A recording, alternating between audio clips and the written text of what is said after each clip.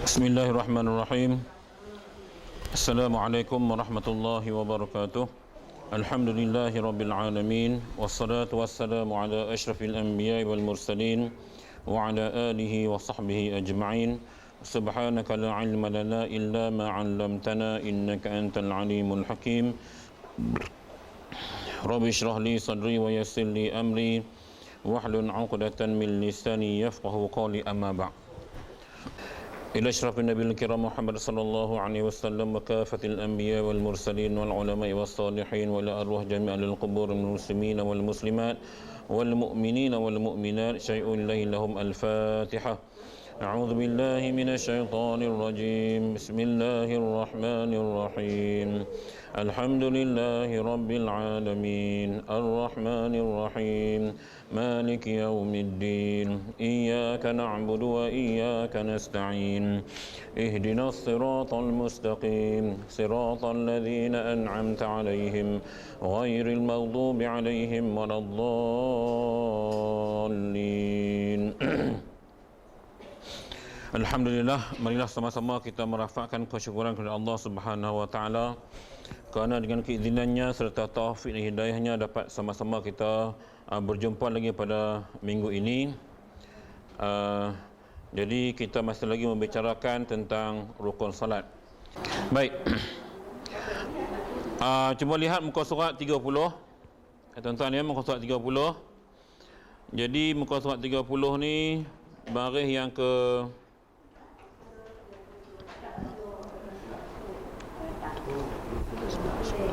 sebelah dari atas. Okey tuan-tuan, muka surat sebelah 30 baris sebelah daripada atas, iaitu rukun solat yang ketiga. Kita dah habis qiyam, ya, kita dah habis berdiri betul, kita dah habis niat.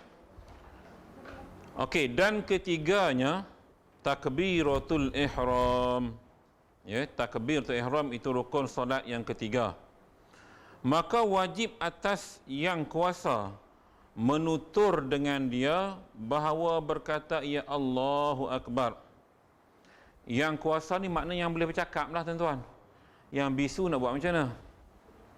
Ya, yang boleh bercakap itu maksud yang kuasa, yang mampu menuturkan, yang ada bahasa. Maka dia kena menyebut Allahu Akbar. Maka tiada sah Ar-Rahman Akbar. Tak boleh walaupun nama Allah juga. Jangan duk pandai-pandai sendiri. Aku nak buat juga asalkan nama Allah. Tak boleh ya. Ar-Rahman Akbar tak boleh. Dan umpamanya seperti Allah Kabir pun tak boleh, atau Allahu Azim atau Allahu Azam. Maknanya kena sebut lafaz yang telah disepakati satu dunia. Ya, Allahu Akbar.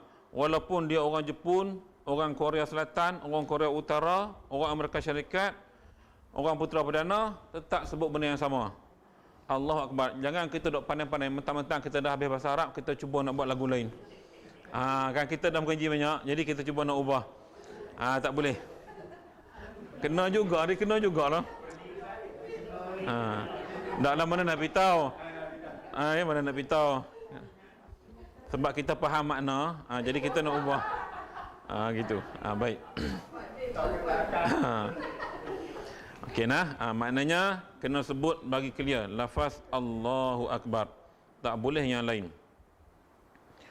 Maka tiada memadai tiap-tiap yang mengubahkan salah suatu daripada luar lafaz itu. Mana tak boleh kita ubah mana-mana lepas dua tu, mesti Allahu Akbar di mana-mana pun. Dan tiada sah pula, ni tak sah pula, mendahulukan akbar atas lafaz Allah. Akbar Allah. Ada orang buat lagu tu tak? Tu tak sah. Sebab dalam pertuturan bahasa tuan-tuan, kalau kita lihat dialek pertuturan macam orang India bercakap Melayu, kan dia banyak predikat baru subjek, kan? Kita subjek baru predikat, kan? Tapi dalam konteks ni jangan pandai-pandai tukar predikat awal, subjek depan, subjek kemudian, ya.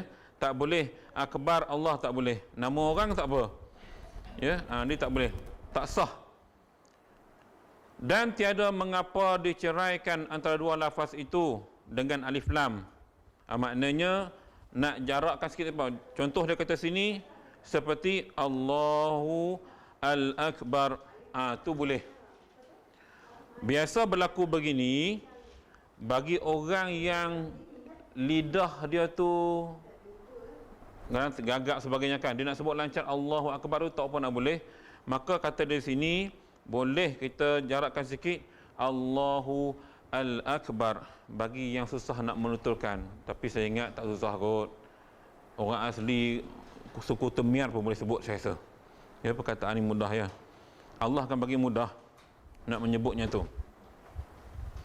Dan dengan sifat yang tiada panjang seperti Allahul Jalilu Akbaru, Allah atau Allahur Rahmanur Rahimu Akbar.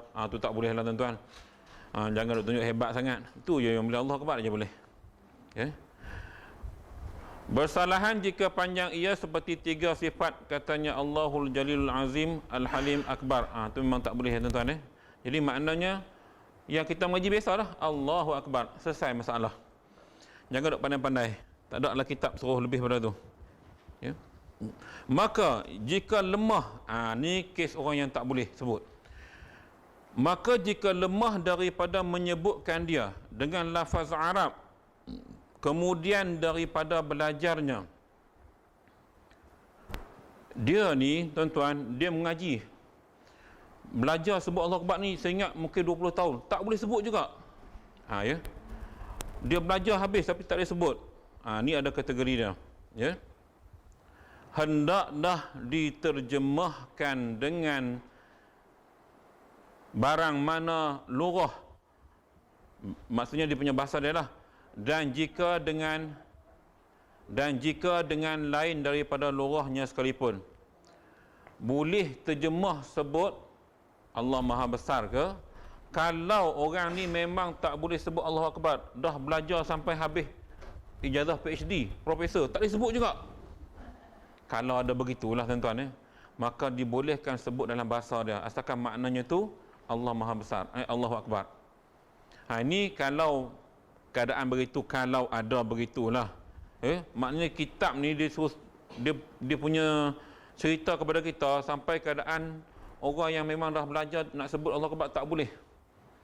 Lidahnya terlalu keluar nak menyebut. Wallahualam, mungkin ada, mungkin tak ada. Tetapi benda ni ditimbulkan di sini supaya ada hukum di situ, dibolehkan. Dan jangan digantikan dia dengan zikir yang lain. Tak boleh. Maknanya dia sebut bahasa dia, bahasa tersebut mesti merujuk kepada makna akbar. Allah akbar tadi. Tak boleh makna zikir lain. Ini kalau dia tak boleh sebut, memang dah mengaji habis dah. Ni jangan ada lain, mungkin tak ada kot. Mungkin tak ada kot. Dan wajib atas yang bisu. Ni orang bisu. Menggerakkan lidahnya dan dua bibirnya dan daging anak lidah yang pada akhir langit-langitnya dengan takbir atas kadar kuasanya. Isu yang timbul bagi orang bisu ialah mereka bercakap bahasa isyarat. Kan? Dia guna akad nikah semua bahasa isyarat. Tetapi dalam konteks sembahyang ni, dia tak boleh guna bahasa isyarat nak takbir. Mana Allah Akbar, dia perlu sebut sesuatu, dia je faham. Kita memang tak faham lah. Asalkan ada pergerakan lidahnya, ada akbar tu, hujung lidah tu bertemu dengan langit kita. Akbar kan kita sebut bertemu. Maka ada perkataan tu, walaupun kita tak faham, dia je yang faham. Yang lain dia boleh guna isyarat. Akad nikah boleh guna isyarat. Kan kalau kita lihat orang bisu akad nikah kan, cucuk-cucuk, selesai, sah, doa. Tapi ya, tak dengar, memang kita pun tak dengar, dia pun tak dengar. Sebab biasa bisu ni dia pekak sekali kan, kebanyakanlah. Jadi benda ni yang mengikut syarak dia sebut juga, tapi sekadar dia sebut cara dia lah. Macam kita sembang orang bisu lah ya, kita cakap cara kita, dia cakap cara dia. Kan? Dia faham kita ke tak faham, entahlah. Kita pun entahlah faham dia ke tidak. Dan ini bercakap, ada komunikasi di situ. Masalah syarat. Itu bagi orang yang bisu. Maknanya dia bercakap juga atas dasar kuasanya, kadar kuasanya. Dan demikianlah segala bacaan yang wajib. Maka jika lemah daripadanya, hendaklah diniatkan dia dengan hatinya. Ni bagi orang bisu tadi, bacaan Fatihah pun dia kena baca juga cara dia baca. Mulut dia tadi. Kalau dia tak boleh baca, niatlah hati dia sedang baca Fatihah. Dia sebutlah hati lah. Sebab sebutlah hati ni saya rasa semua orang boleh sebut. Cuma menuturkan melalui lidah. Keluarnya lafaz tadi tu hanya yang ada suara je boleh. Allah beri benda tu keluar. Ya? Sebab itu tuan-tuan jaga suara tuan-tuan. Okay? Khususnya bagi mereka yang ada thyroid di tengkok tu kan. Kakak ipar saya kena, mula-mula tu dia bengkak tu. Dia last sebelum meninggal, dia akan tutup apa suara punya suara tak boleh cakap. Lepas tu meninggal. Tu kena jaga ya. Nikmat Allah yang diberikan kepada kita untuk bercakap. Dan wajib pula ia mendengarkan dirinya akan takbiratul ihram. Demikian lagi segala bacaan yang wajib. Ini untuk kita semua jugalah.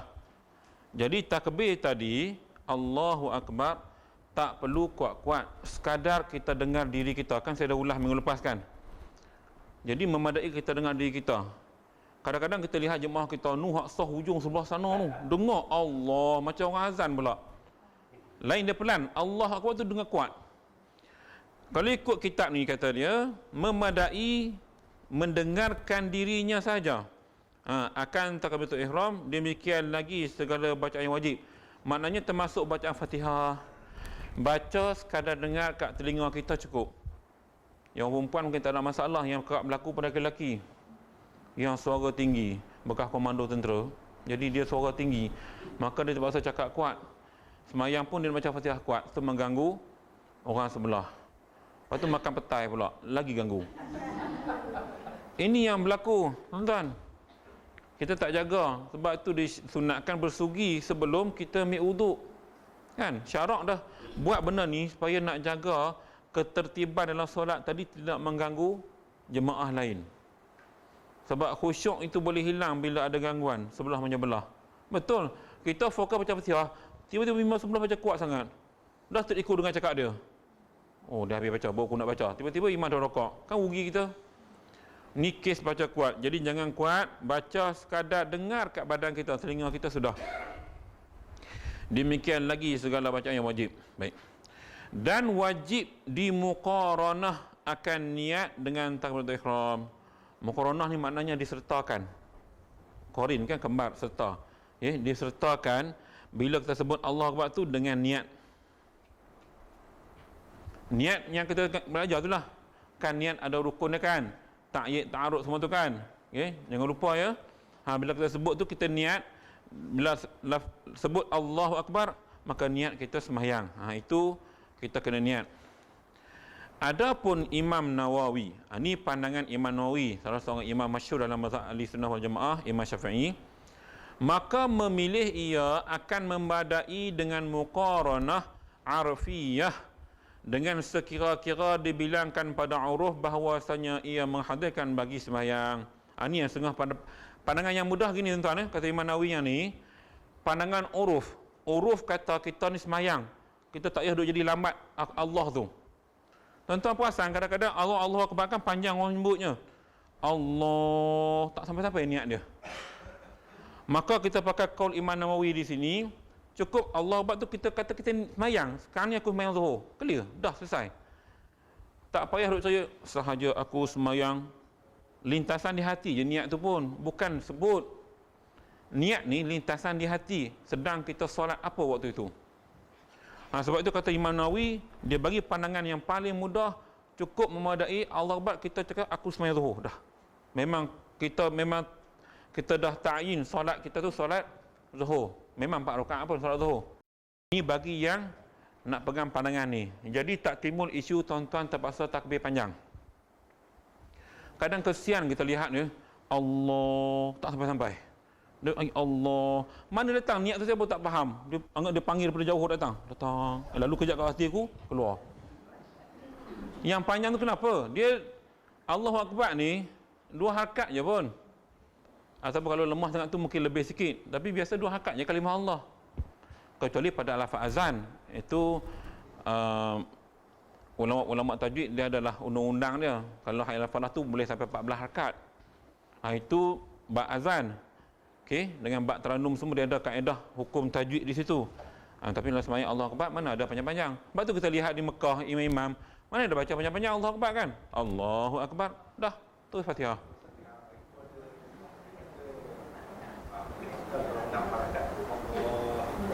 Itulah.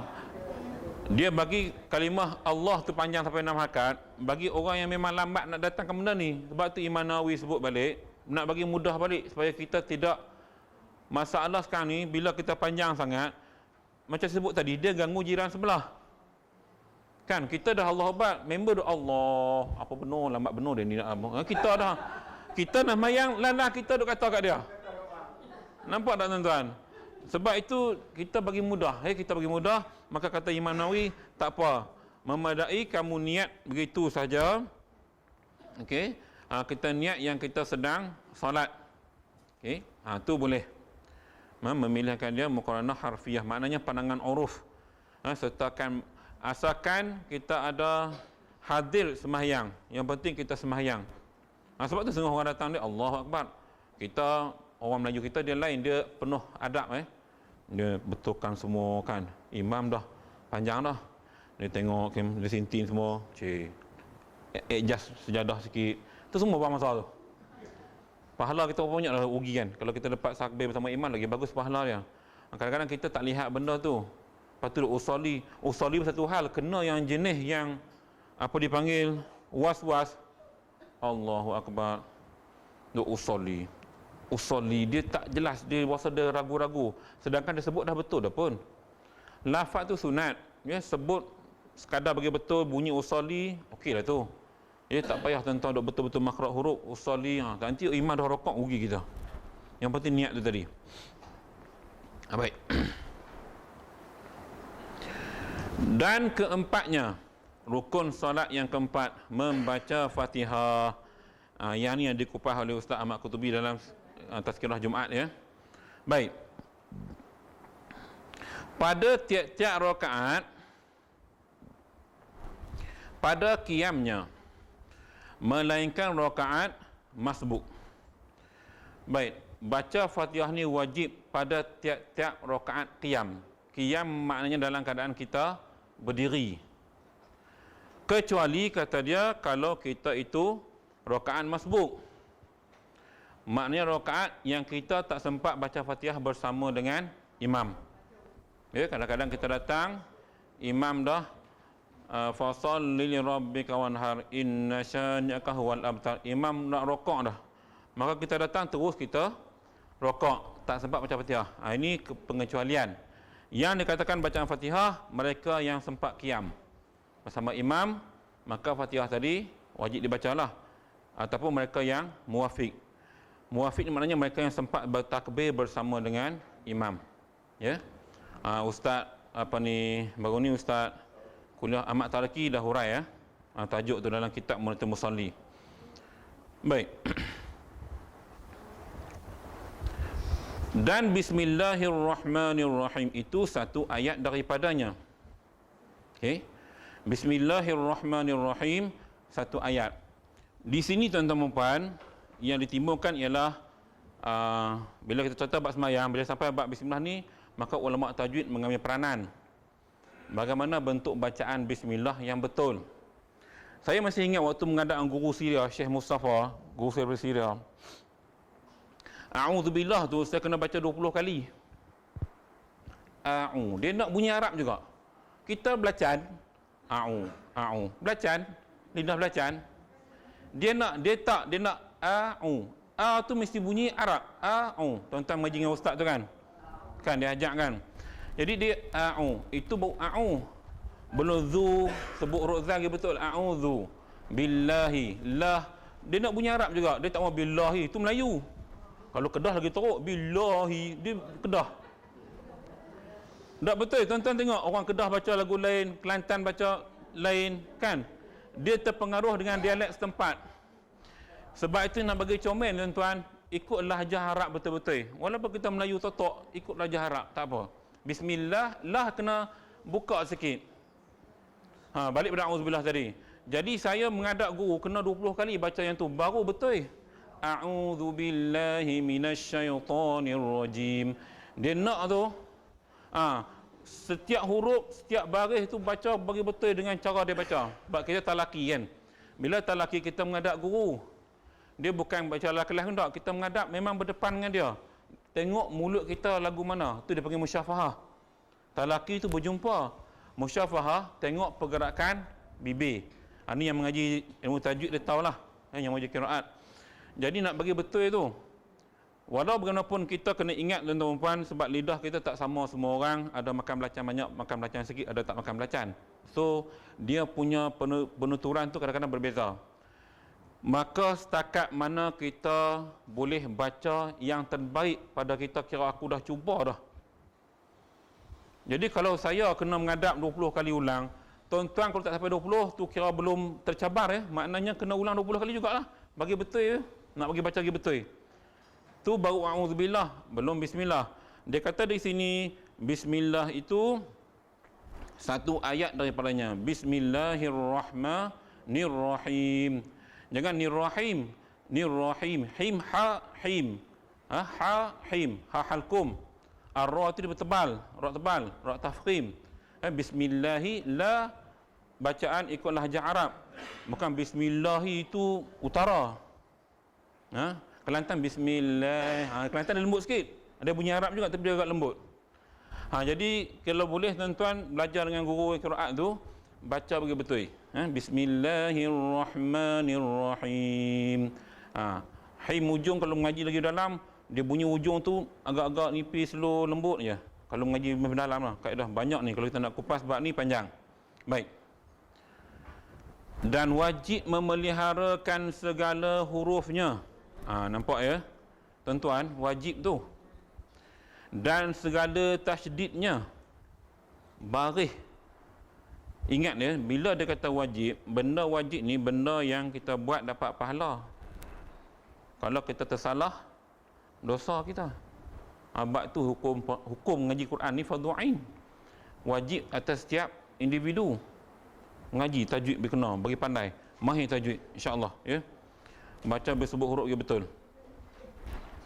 Cuma yang tak ada gigi tu kita terimalah ya, kadang-kadang bila tak ada gigi, dia nak sebut makhraj huruf tu susah.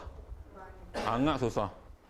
Sebab itu bila tuan-tuan belajar tentang huruf kan, dia ada sifat huruf, makhraj huruf. Kalau tuan-tuan belajar memang rasa macam awak lah payah sangat ni.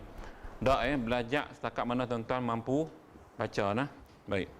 Sebab kami duk ajak di universiti pun kata juga student-student cikgu ustazah yang saya duk ajak di kuis pun kan senang train setiap orang musyafah duduk depan cek.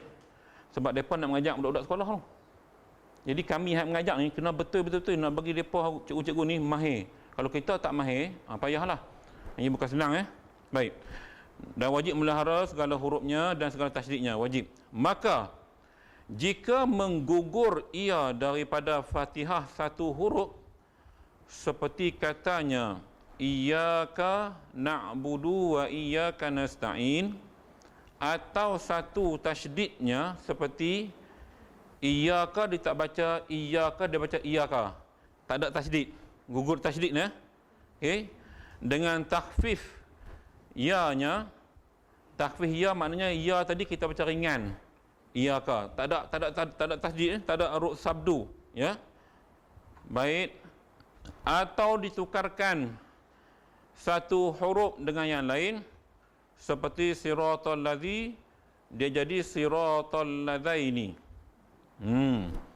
Atau al-jin, yakni cedera baris, al-hin, cedera baris, yang mengubahkan maknanya seperti an'amta, dia baca dengan dhammah un'amta ke, an'imta ke, atau an'amtu ke, salah baris,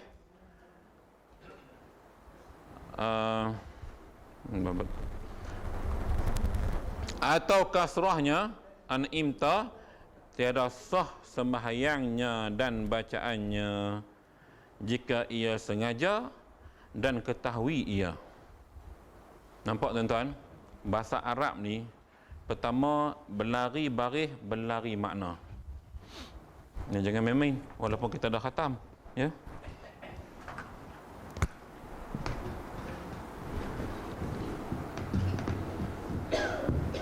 Saya tulis sama tuan-tuan.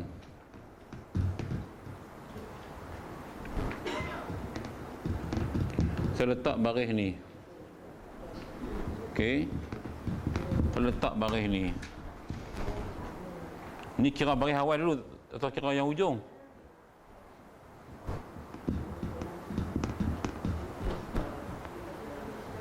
Okey.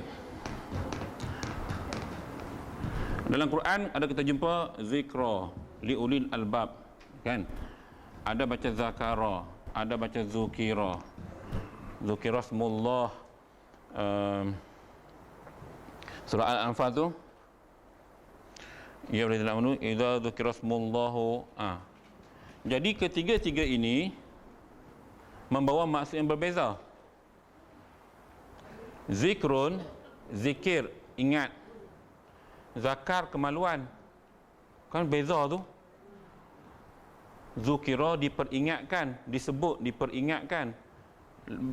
Apa beza baris sikit, nampak tak? Makna berlari terus. Sebab itu kena jaga. Macam kita buh nama anak kita kan, zina, perhiasan. Zina daripada zayana. Tapi bila buh nama zana, kan berzina. Nampak? Daripada keyword yang lebih kurang sama. Sebab itulah kita kena mahir betul-betul dari sudut baris ini dalam solat, dibimbangi. Bila salah baris boleh merubah makna bacaan. Doa minta kebaikan, takut bertukar lain. Seeloknya lah. Ada banyak. Cuma tengok di situ ada zai, ada zal. Jadi tuan-tuan kena bertakar baik. Yang menjadi perkataan zina tu ialah zai. Kan? Kalau zal tu makna lain. Saya pun tak ingat mana apa. Kena tengok di situ. Cuma yang jadi masalah bila eja rumi, z tetap z kan? Huruf zai ke, huruf zal ke? Yang itulah, ya. Saya tahu kebanyakan letak nama tu lebih merujuk makna perhiasan. Saya tak nafikan, ya. Macam kawan saya seorang tu Tuan Haji Yahya Junaid, Pak Ya, Tok Pak Ya. Nama kawan saya Muhammad Yuzni bin Cekman. Yuzni memang makna berzina lah. Zana, Yuzni, mereka yang berzina.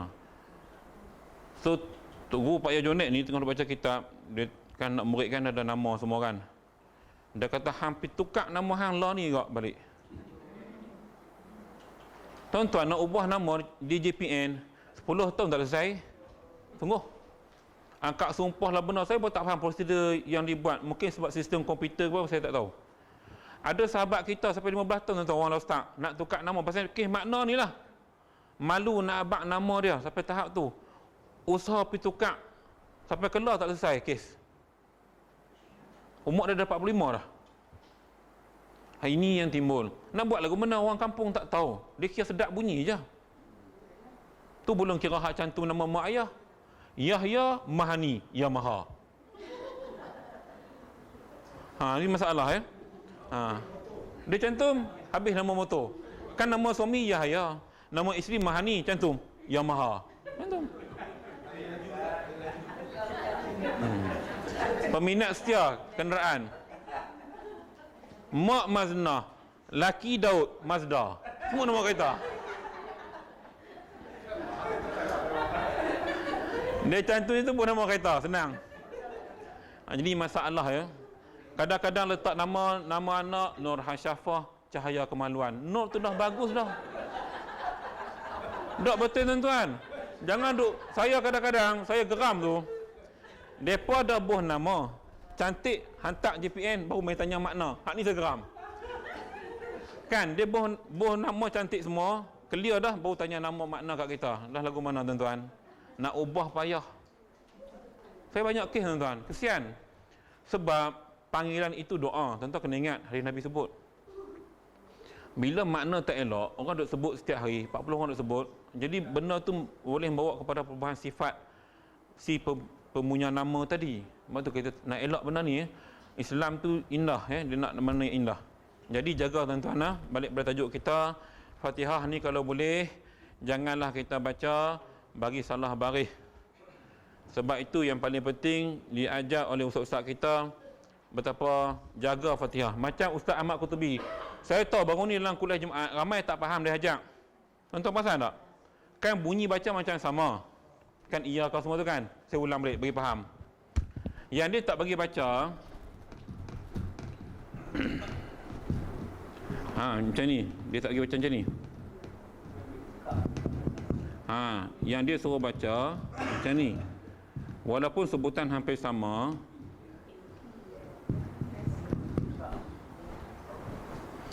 ni yang Ustaz Ahmad Qutubi sentuh dalam kuliah Jumaat baru ni.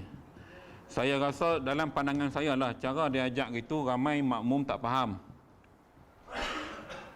Mungkin nampak, bagi yang tak tengok whiteboard tu mungkin tak faham. Isu yang timbul, bacaan macam bunyi sama. Tapi kita yang baca tuan-tuan, kena ingat lafaz tulisan bahasa Arab tu lagu mana. Tu yang penting tu. Lafaz dalam Quran, dalam mushaf tu, yang mana yang betul tuan ni? Baca sama aja. Maka setiap kali kita baca, kita kena ingat, aku baca yang ni. Kita dah mengaji, ini memang ni sebutan dia. Kepada Engkau lah ya Allah, kami memohon pertolongan. Iyyaka na'budu wa iyyaka nasta'in. Ni pun iyyaka na'budu wa iyyaka nasta'in. Tapi kerana saat ini ka diawali seolah-olah maksudnya dia tak sama. Sebab itu bila kita dengar secara umum gitu, kita mungkin ustaz ni salah kat mana, baca sama aja. Maksud dia tadi kita memahami tulisan tu macam ni. Bila kita baca, itu lebih menjiwai solat kita tadi.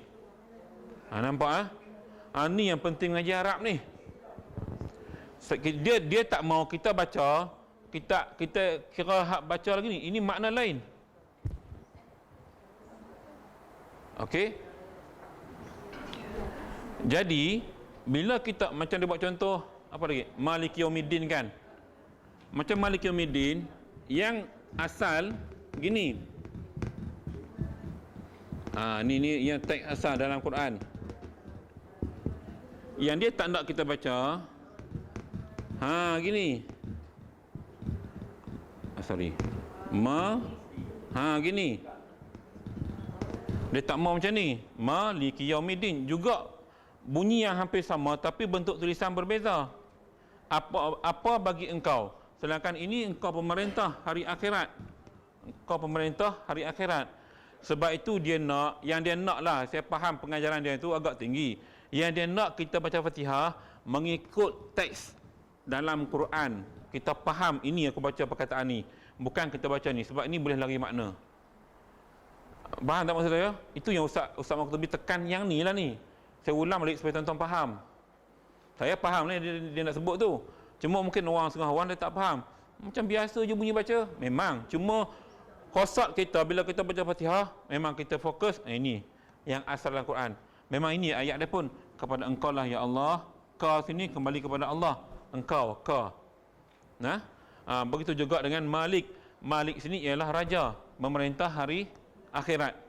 Okey. Ini tak, kalau Malikiyah sini, apa bagi engkau? Dah lain lah.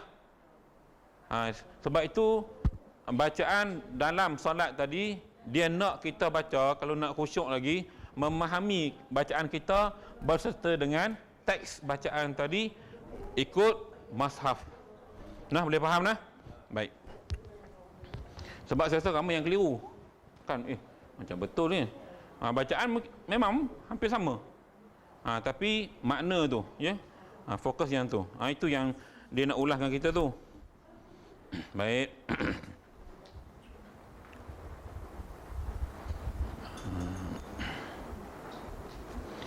Dan wajib pula memeliharakan peraturan-peraturannya. Maka jika mendahulukan satu kalimah atas satunya, wajib dimulakan bacaannya. Ini bab waqaf. Bab waqaf. dengan ibtida. Ada yang tuan-tuan mengaji Quran ya, tajwid, tajuk dia al-waqfu wal ibtida'u, waqaf dan ibtida'. Kata dia sini ikut peraturan. Bila kita dahulukan satu kalimah atas satunya, wajib dimulakan bacaannya. Maknanya apabila kita baca habis, kita ulang sepatah atau dua patah perkataan kalau kita tak cukup nafas. Jangan pakai terus begitu. Nah, katalah kita baca yang panjang sikit. Inna anzalnahu fi lailatul qadr. Itu pendek sangat. Wa ma adraka ma lailatul qadr. Okey, contoh wa ma adraka ma lailah. Kita habis nafas. Jangan sambung al-qadr, maka kita ulang balik. Okey, ma lailatul qadr. Contohnya begitu. Itu masuk kitab ni kata ikut turutan, ada undang-undang bacaan. Bila waqaf tak cukup nafas, ulang balik. Tapi bila waqaf ada alamat waqaf, itu kita terus sambung. Dan alamat waqaf pun kita tuan-tuan kena hafal lah. Mana yang aula waqaf? Mim, ta. Mana yang aula sambung? Lam alif, qaf lam ya, sad lam ya. Jadi mana yang harus? Jim. Ini alamatul waqfi, tanda-tanda waqaf. Jadi bila tuan-tuan mengaji tafsir nanti, tanyalah ustaz yang mentafsir, biasanya yang mengaji Quran semua belajar bab ni. Jadi kita bila kita baca Quran, kita boleh ingat, tak tahulah kalau tuan-tuan rajin tengok Quran, dalam Fatihah tu pun dah ada tanda waqaf banyak tu. Mana boleh berhenti, mana tak boleh berhenti. Perasan tak? Saya tak mau nanti kita baca-baca gitu. Baca dan lihat tanda waqaf, baris. Supaya bila kita hayati dalam bacaan, kita bayangkan, oh, itu yang budak tahfiz boleh baca tu, dia boleh bayangkan setiap huruf tu. Kat mana berhenti, kat mana ulang. Nampak tak? Itu kelebihan. So bila kita baca, perhati benda tu tuan-tuan ya. Jangan pakai baca gitu ya, tengok alamat waqaf kat mana dan sebagainya. Dan wajib pula memeliharakan mualatnya. Mualat ni maknanya berturutannya. Dengan bahawa dihubungkan setengah ayatnya dan kalimatnya dengan setengahnya dengan ketiadaan bercerai, melainkan dengan kadar bernafas. Maka jika diselangi oleh zikir antara ayat-ayatnya atau kalimat-kalimatnya, jikalau sedikit sekalipun seperti ia mengucap Alhamdulillah kemudian daripada bersihnya, nescaya putuslah mualatnya. Okay? Melainkan bahawa bergantung zikir itu dengan maslahah sembahyang. Maknanya seperti mengucap amin makmum. Tuan-tuan, satu lagi nak pesan, duk biasa bersin, kita dah sebut Alhamdulillah. Dalam sembahyang jangan duk sebut nah. Dia tak bagi.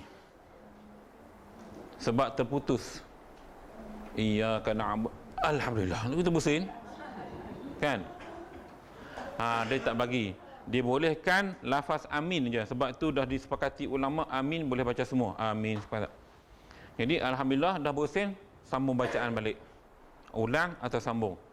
Dia tak bagi kita sebut tu dalam solat. Sebab dia kata dia tidak mahu mualat tu berturutan bacaan tadi terputus dengan benda lain. Okey, sebab kadang-kadang kita batuk. Bila baca tersedak batuk, kan terputus. Jadi kita ulang balik. Kecuali zikir tak apa, terus sambung je. Quran kita ulang balik. Kerap berlaku bila kita sebut waladdallin, betul tak? Siratal ladzina an'amta 'alaihim ghairil maghdubi 'alaihim waladdallin. Bila kita sebut waladdallin tadi tu, kadang-kadang bila kita ambil nafas, dia 6 harakat kan? Mak wajib, mak lazim kalimah saqal. Bila 6 harakat, kadang-kadang nafas kita tersekat. Waladha terhenti. Ulang balik. Okey. Ulang tu tak payah ambil sirah lah, ambil ghairil pun tak apa dah. Okey, ghairil maghdubi 'alaihim waladdallin. Waladha. Kadang-kadang kita sebut idgham mutajanisai mutaqarribain tu pun kadang-kadang sifat huruf tadi kena bagi cantik nah. Dia dha ni adalah huruf yang paling susah disebut dalam semua huruf hijaiyah. Dha sebab dia bertembur dengan 2 pipi. Waladha. Kadang-kadang ada setengah tempat sedang imam baca waladha, dia agak Jawa sikit waladha, dia bunyi macam DHA huruf Rumi tu. Sebab tu tak digalakkan tuan-tuan mengaji Quran ikut rumi. Takut salah sebut. Ikut jawi. Ini antara benda yang kena jaga.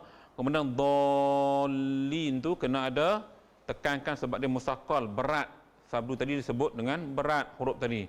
Ya, huruf mad dengan musaqqal 28 kan. Nun, qaf, sad, ain, sin, lam, kaf, mim. Ni ilmu tajwid lah tuan-tuan ya kalau mengaji, sebab saya master saya bidang ni. Saya punya master bidang tajwid. Jadi ingatlah apa yang kita mengaji tu sambil-sambil kita mengajak orang. Baiklah, baik, tak apa. Pelan-pelan belajarlah insya-Allah. Bukan semua orang boleh buat betul pun, tapi kita cubalah ya.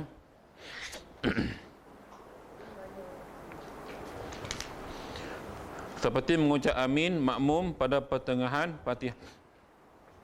Pada pertengahan Fatihahnya kerana bacaan imamnya, jika tiada mengucap amin imamnya sekalipun, tiada memutuskan dia dan putus mualat pula. Dia gini imam tak sebut amin pun tak ada masalah. Lepas waradhdallin makmum boleh sebut. Itu dia tak kira membatalkan, dia tak kira putus mualat. Putus beturutan, tiada masalah. Biasa imam kan baca juga amin, kita pun ikut amin.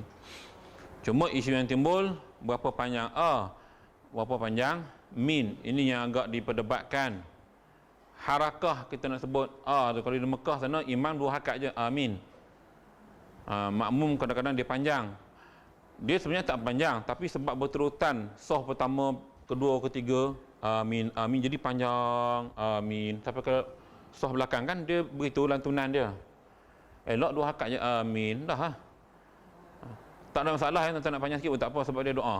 Ya, kita minta Allah makbulkan doa tadi, Fatihah tadi.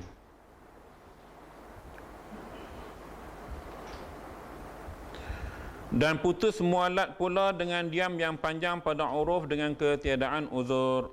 Yang ni yang kes kalau kita terhenti dengan lupa, macam Ustaz Yusof selalu jadi imam, kadang-kadang dia terlupa ayat dia baca, dia diam agak lama, dia ulang balik. Itu tak apa ya. Dia yang tak boleh tu kita diam lama, lepas tu tak tahu nak buat apa. Hafazan lain. Sebab itu mualat di sini ialah pergerakan solat kita tadi, flow dia, flow chart itu cantik ya. Fatihah tu kita baca sedang-sedang gitu, tak laju sangat dan tak lambat sangat. Setengah-setengah imam dia faham, dia boleh kawal benda ni. Setengah imam dia tak faham. Kadang dia laju sangat, kita letih nak mengikut. Kadang perlahan sangat, siap maki lagi imam tu. Lambat sangat ni, Allah. Kan ada yang macam tu. Bukan senang tuan. Kalau duduk bagi kursus imam tu 1000 macam perangai tu untuk imam kita. Untuk imam kampung lagi tension. Dia je betul. Kita muda-muda kan, bukan naik dengan cakap, tak dengan cakap. Tu biasalah. Ya umur 67, 70, tak ada letak jawatan nak jadi imam buat tu. Tak ada elau ni, ya Allah hai. Siapa tak faham lah orang kampung ni. Sebelah Kedah sana lah, terlibat sana. Sini okey. Jaiz agak strict undang-undang dia. Kedah sana sebab tak ada orang. Paksa lah ambil imam tu pun. Panjang pun lambat lah. Baik. Demikian lagi diam yang pendek, qasad dengan dia memutuskan bacaan, maka jika panjang diamnya kerana uzur seperti jahil ia, atau terlupa, atau ada ingatkan ayat-ayat yang ia lupa, tiada mengapa. Ini dalam solat kita. Kalau break lama tu sebab terlupa. Kadang-kadang tuan-tuan perasan bila kita ikut imam, mungkin imam pun agak kurang khusyuk, mungkin rokok yang kedua, waktu rakaat kedua dia agak panjang. Kita pun pelik. Tadi biasa je, ni kenapa panjang sangat? Kadang-kadang berlaku begitu. So kita kena terima kadang-kadang terlupa. Mungkin dia baca Subhana Rabbiyal Azim itu 5 kali contohnya. Kita pun tak tahu. Sebab biasa kita tengok, biasa aku lihat yang solat baca panjang ni sujud terakhir je. Kan? Tu pun kita kena ikut imam tuan-tuan. Imam bangun, kita bangun. Kita jangan duk baca sujud doa panjang-panjang sangat. Sebab di bimbang kita terlepas 3 rukun. Yang ni yang ramai orang tak faham. Bila kita makmum tuan-tuan, ikutlah imam. Imam bangun, kita bangun. Walaupun tak sempat baca Subhana Rabbiyal A'la lebih daripada 3 kali ataupun tak sampai 3 kali, sebabnya kita ikut dia. Tapi benda sunat lah, jangan lebih 3 rukun lah dalam peraturan solat jemaah. Tapi kalau boleh kita ikut biar nampak cantik. Rokok, semua rokok kan nampak cantik kan? Ada disiplin di situ nampak. Tak adalah berkata Abu.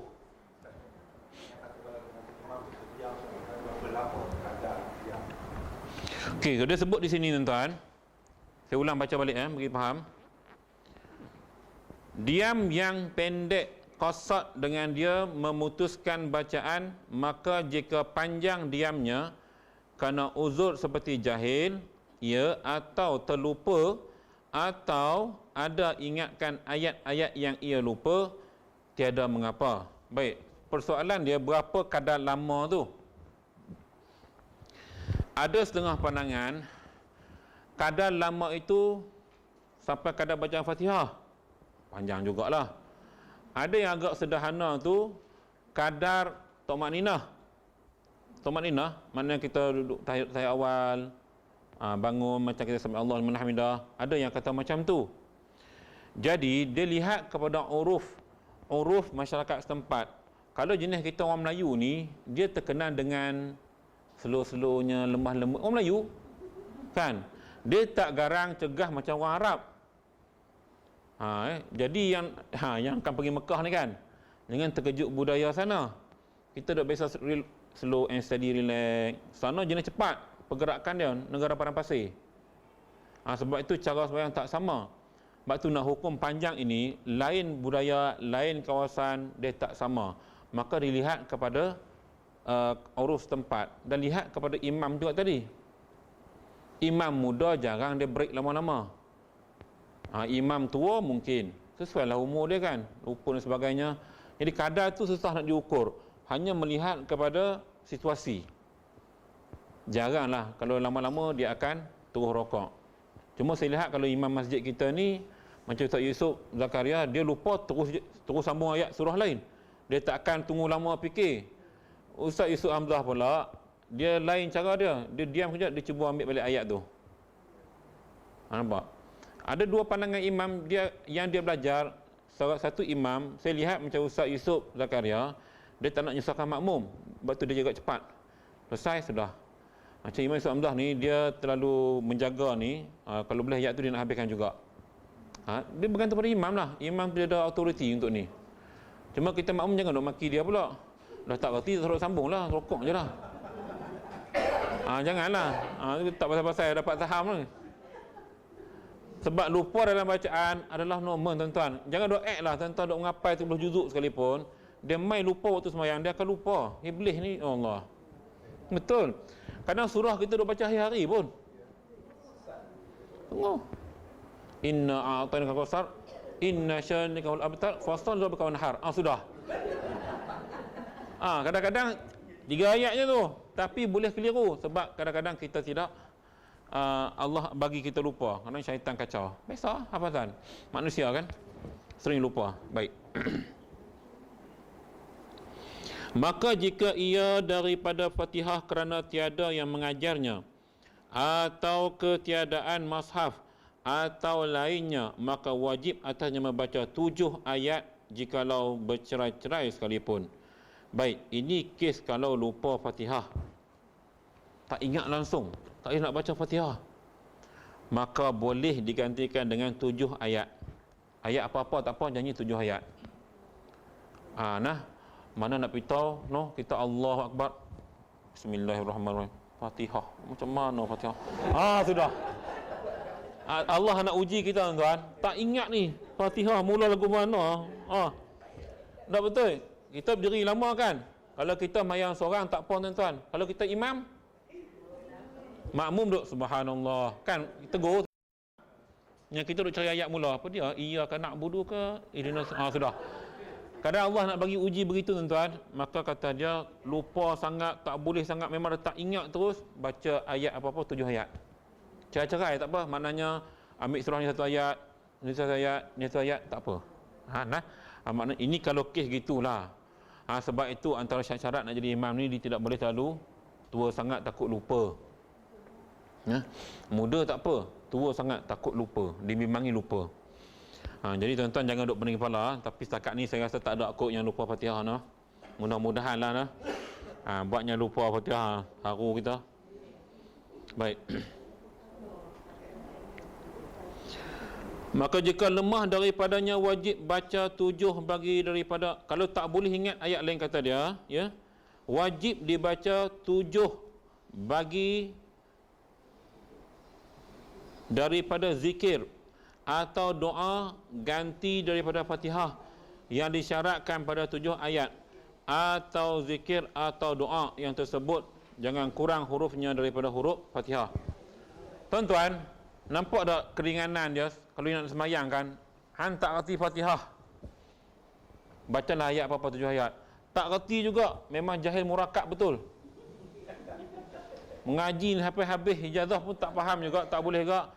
Sebut zikir tak apa. Zikir ke doa, asalkan panjang dia, kalimah dia, huruf mesti sama dengan Fatihah atau lebih. Mana Fatihah kita tengok berapa huruf? Semua, saya pun tak ingat. Memang kita ingat 7 ayat lah. Nah, maknanya dia boleh ganti tahap tu, janji hang semayang. Sebab tu yang budak-budak semayang, baca ikut dan ikut suka dia. Dia nak baca macam budak-budak. Kalau bapak budak, kita kena tengok lah. Bapak budak. Jadi di sini, kelonggaran tuan-tuan lihat ya. Kalau memang dah tak ada dia mengaji, tak ada orang ajak dia, itu antara benda yang kita kena lihat. Ataupun dia mengaji macam kelas kita ni, dia mengaji, tapi tak boleh sebut juga. Entah apa jadi kat mulut dia, tak boleh nak sebut Fatihah. Ayat Quran lain ingat, maka boleh ganti dengan 7 ayat lain. Ini antara benda yang Allah bagi ringankan. Janji hang semayang. Kok mana pun kena semayang. Maka jika lemah ia daripada sekaliannya, maka jika lemah ia daripada sekaliannya, wajib ia berdiri qadar baca Fatihah pada zonnya dan pada zonnya. Baik. Maknanya tak boleh pause semua, tak boleh. Janji dia qiyam tu sekadar berdiri baca Fatihah. Orang rokok dia pun rokok. Kalau tak boleh sangatlah diam. Zikir tak boleh, pause pun tak boleh. Ni kira lebih teruk pada orang bisu lah dia ni. Kalau jadi macam ni, kira dia lebih teruk pada orang bisu. Nampak tak? Kalau boleh bercakap, tak boleh sebut apa-apa tu, mana parak lah, orang Kedah kata parak. Dia lebih teruk daripada orang bisu. Oleh sebab tu tuan-tuan, dalam kita mengaji ni, at least basic dalam solat ni, Fatihah kena pergi betul. Walaupun surah lain tu kita baca agak kurang cantik, tapi Fatihah ni pakat-pakat betul. Cari tok guru, ngadak dia, ustaz boleh tak saya nak baca Fatihah, ustaz dengar? Kan? Dia baca je, okey, ni betul sikit, bagi cantik. Tuan-tuan kena rajin lah, cari ustaz-ustaz mana yang perempuan ya, yang mahir ilmu tajwidnya, mahir ilmu qiraatnya, ada dapat ijazah sanad lagi bagus, ngaji. Fatihah cukup, baca Fatihah cukup, ikut. Saya rasa sekarang dah diviralkan yang syekh daripada Syria tu, yang memang sanad tertinggi Fatihah tu. Cuba ikut, dia buat kuliah masjid kan, tengok dia sanad. Kan dia kata bila habis Fatihah dia akan sebutkan, walidzalika inni a'jaztu lakum qira'ata suratil Fatihah. Kan dia sebut, dengan ini aku ijazahkan kepada kamu bacaan surah Fatihah. Tuan-tuan ambil ijazah tu, baca ulang-ulang bagi betul bacaan, biar betul cara Nabi baca, cara orang Arab baca, supaya bacaan kita ni tepat dan memenuhi kriteria atau undang-undang pembacaan Fatihah. Yang penting Fatihah tadi ya tuan-tuan. Jadi saya minta yang jangan malu tuan-tuan, jangan malu. Dan saya lihat di masjid kita rajin, yang si Firdaus tu, yang hitam tu, dia rajin baca dengan Ustaz Iman Yusof. Ya, setiap kali subuh dia baca Quran, tasmik. Kena rajin lah mengadap tu. Kami dulu mengadap tuan-tuan, mengaji di universiti. Ada masa malam jumpa yang mahir-mahir Quran, kami pergi mengadap. Jumpa baca, salah kena tengok, kena hantam, tak apa. Sebab kita nak ilmu. Bila kita dah ada kemahiran, kan, kita baca pun makna hakim dah iktiraf lah. Macam setakat ni, kalau macam saya pertandingan baru pekat daerah, lepas tu suara tak boleh pergi, jawab down habis, sebab kita makan cabai banyak, orang Kedahan. Saya sekat pekat daerah je bertanding Quran. Kemudian jadi hakim tu banyak tempat lah, jadi hakim tilawah ni, jemputan. Jadi antara guru saya macam Syekh Ustaz Sa'id Syaban Pulau Pinang, antara hakim tilawah Quran, antara guru saya lah. Jadi kami berguru ni belajar malam-malam, belajar bagi baca betul, sebut huruf betul, supaya nanti bila dah terbiasa kita sebut betul. Tuan-tuan, kalau kita baca betul ni tuan-tuan, dia seronok dia lain tu, feel dia lain. Nak cerita bagi. Feel kita baca, feel kita rasa tu lain kalau kita baca dengan betul. Berbeza dengan kita baca lagu tu saja, kita punya feel lain, dia tak sama. Tuan-tuan boleh try tengok. Kita rasa tu keseronokan kita baca sedap, seronok, kita sendiri akan rasa begitu. Sebab itu bukan senang ya tuan-tuan. Mana kita cuba belajar, buat baca sampai ke tahap kita kata Allah, sampai guru kata comel dah mu punya bacaan Fatihah ni comel. Bila tahap tu kita baca pun seronok tuan-tuan, semayang pun jadi seronok. Tu yang dia ada rasa keseronokan. Lambat pun tak apa, belajar je insya-Allah. Baik. Jadi sekadar itu dulu. Kita akan sambung rukun yang kelima selepas raya haji. Selepas raya haji yang baru masuk minggu depan tak ada kelas. Kelimanya rukuk tu. InsyaAllah yang baik itu daripada Allah Subhanahu wa taala, yang tidak baik itu berasal daripada kelemahan yang ada pada diri saya sendiri. Aku wa astaghfirullahalazim wa li wa lakum. Wassalamualaikum warahmatullahi wabarakatuh. A'udzu billahi minasyaitonir rajim. Bismillahirrahmanirrahim. Alhamdulillah wassalatu wassalamu ala Rasulillah wa ala alihi wa sahbihi ajma'in. Allahumma arhamna bil Qur'anil azim waj'alhu lana imaman wa nuran wa hudan wa rahmah. Allahumma dzakkirna minhu ma nasina wa 'allimna minhu ma jahilna warzuqna tilawatahu ana al-laili wa atrafan nahar waj'alhu lana hujjatan ya rabbal alamin. Wa sallallahu ala sayyidina Muhammadin wa ala alihi wa sahbihi ajma'in. Walhamdulillahi rabbil alamin. Taqabbalallahu minkum.